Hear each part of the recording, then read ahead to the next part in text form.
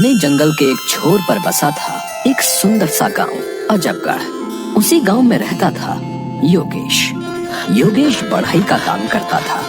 उसके 2 बच्चे थे, एक लड़का पिंटू और एक लड़की पिंकी। पिंटू और पिंकी की माँ बचपन में ही चल बसी थी। वो दोनों अपनी माँ को बहुत याद करते थे और अक्सर माँ की याद में उदास हो जाया करते थे। पिंकी, अगर माँ होती तो हमें कितना प्यार करती। हाँ भैया, मुझे भी माँ की बहुत याद आती है। उनकी ये बातें उनके पिता सुन रहे थे। बच्चों की उदासी दूर करने के लिए उनके पिता ने दूसरी शादी कर ली। पिंटू और पिंकी नई माँ को पाकर बहुत खुश हुए, लेकिन उनकी सौतेली माँ गायत्री उन्हें देखकर खुश नहीं हुई। वो एक दुष्ट औरत थी। वो किसी भी तरह उनसे छुटकारा पाना चाहती थी और इसलिए हर समय नए नए उपाय सोचा करती थी। वो रोज अपने पति से पिंटू और पिंकी की शिकायतें करती ताकि वो उनसे नाराज हो जाए। अरे पिंटू के पापा, आपको पता है आज पिंटू और पिंकी पूरा दिन खेलते रहे और इन्होंने मेरी बात नहीं मानी और मुझे उल्टा जवाब भी दिया। लेकिन ऐसा हुआ नहीं। योगेश पिंटू और पिंकी से बहुत प्यार करता था, इसलिए वो उन्हें प्यार से समझाता कि वे अपनी माँ को परेशान न करें और उसे किसी प्रकार की शिकायत का मौका न दें।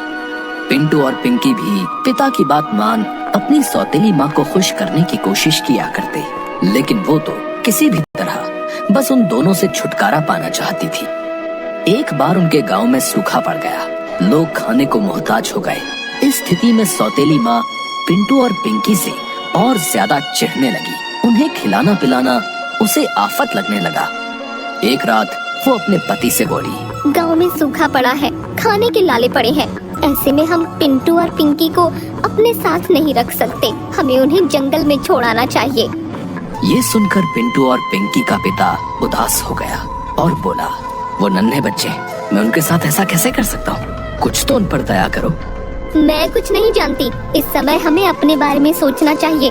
हम खुद के खाने की व्यवस्था नहीं कर पा रहे हैं, उनकी कहाँ से करेंगे?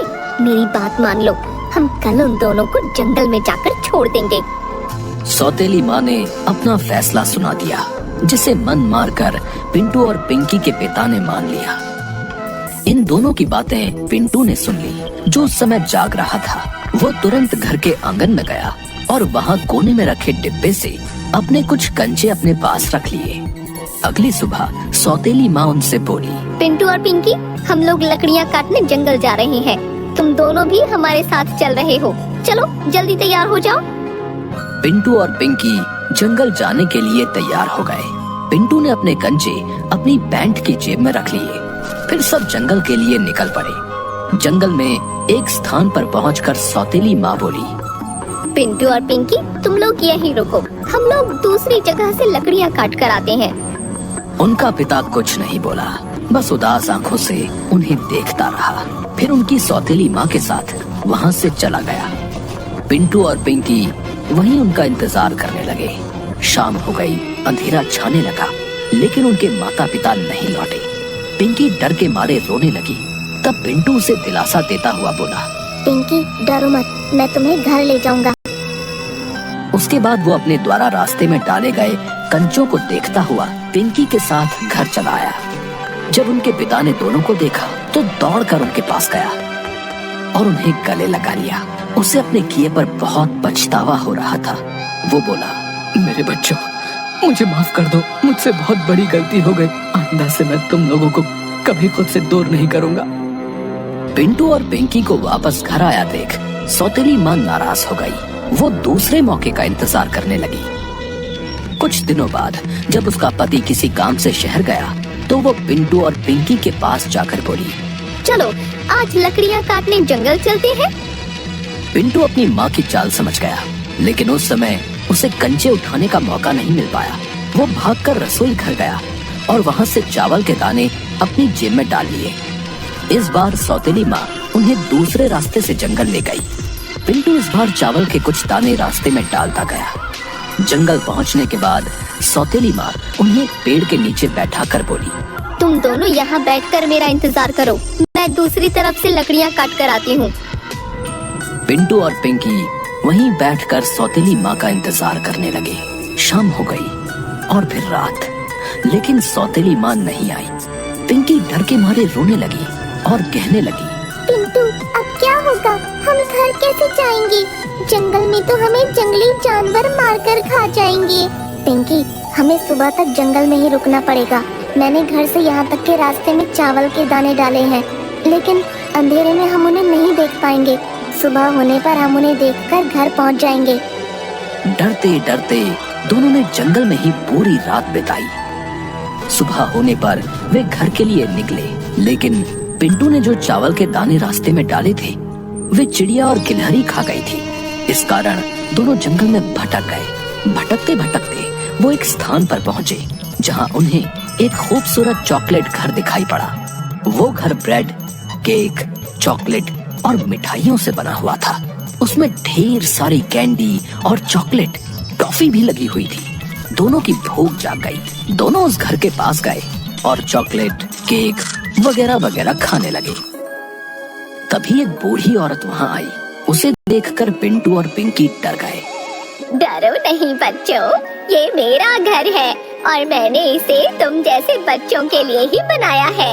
आओ अंदर आओ, मैं तुम्हें अच्छा अच्छा खाना खिलाऊंगी। दोनों भूखे थे, इसलिए बूढ़ी औरत के साथ घर के अंदर चले गए। बूढ़ी औरत ने उन्हें ढेर सारा खाना खिलाया। खाना खाकर पिंटू और पिंकी बहुत खुश हुए। उन्होंने बूढ़ी औरत का धन्यवाद किया और उसे अपने साथ घटी सारी घटना बता दी। उन्होंने उसे बताया कि वो अपने घर का रास्ता भूल गए हैं और वे जंगल में भटक गए हैं। उन्होंने बूढ़ी औरत से पूछा, क्या आप हमें हमारे घर पहुंचा देंगी? ये सुनकर बूढ़ी औरत जोर जोर से हंसने लगी। अब तुम लोग यहाँ से कहीं नहीं जा सकते, तुम्हें यहीं रहना होगा। मैं तुम दोनों को खाकर अपनी भूख मिटाऊंगी। दरअसल वो बूढ़ी औरत एक चुड़ैल थी जो बच्चों को मार कर खाया करती थी। ब्रेड, केक, मिठाइयों वाला घर उसने बच्चों को आकर्षित करने के लिए ही बनाया था। उसने पिंटू को एक पिंजरे में कैद कर लिया और बोली, लड़के, तू इस पिंजरे में बंद रहे। जब मोटा ताजा हो जाएगा तब तुझे खाऊंगी। पिंकी को उसने घर के काम में लगा दिया। पिंटू और पिंकी डर में चीने लगे। वो दोनों वहाँ से बाहर निकलने का उपाय भी सोचते रहते थे। एक दिन बूढ़ी चुड़ैल पिंकी से बोली, आज एक बड़े बर्तन में पानी गरम करो, मैं उसमें पिंटू का सूप बनाकर पीऊंगी। पिंकी डर गई। उसने ये बात जाकर पिंटू को बताई तो उसे वहाँ से बाहर निकलने का एक उपाय सूझ गया। उसने वो उपाय पिंकी के कान में बता दिया। फिर पिंकी एक बड़े बर्तन में पानी गर्म करने लगी। कुछ देर बाद बूढ़ी चुड़ैल आई और पिंकी से पूछने लगी, पानी गर्म हो गया क्या? मैं इतनी छोटी सी हूँ और ये बर्तन इतना बड़ा, मैं इसमें झांक कर कैसे देखूं? आप खुद ही देख लो ना। बूढ़ी चुड़ैल बोली, ठीक है। और एक स्टूल पर चढ़कर बर्तन में झांकने लगी। तभी पीछे से पिंकी ने उसे गर्म पानी के बर्तन में धक्का दे दिया। हाय हाय, जल गई, मर गई, बचाओ बचाओ। गर्म पानी में चलकर चुड़ैल मर गई। पिंकी ने पिंटू को आजाद कर दिया। पिंटू पिंकी से बोला, अब हमें बिना देर के यहाँ से बाहर निकल जाना चाहिए। भाई, मैंने यहाँ एक मटके में ढेर सारे सोने के सिक्के और हीरे जवाहरात देखे हैं। क्यों ना हम उनमें से कुछ अपने साथ ले चलें? इससे हमारी गरीबी दूर हो जाएगी और हम कभी भूखे नहीं रहेंगे। हमारे माता पिता भी हमें घर से नहीं निकालेंगे। दोनों सोने के कुछ सिक्के और हीरे जवाहरात एक थैले में डालकर घर से बाहर निकल गए। इधर उधर जंगल में भटकते हुए वे किसी तरह शाम ढले अपने घर पहुँच।